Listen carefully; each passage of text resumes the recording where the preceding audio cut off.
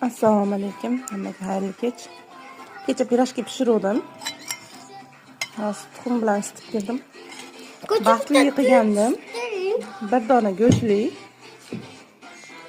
Vizualizatsiya qilib qo'ydim o'zimga. Ashi go'shtli pirojki o'zimga chiqdi. Ham ko'katli, ham karamli, ham go'shtli. Bir dona qilgandim.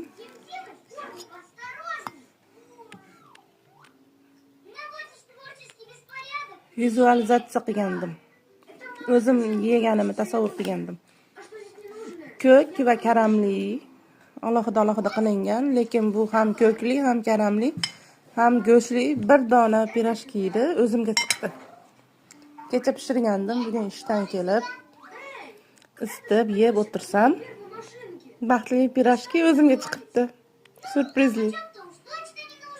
Vizualizatsiyada gap ko'p ekan.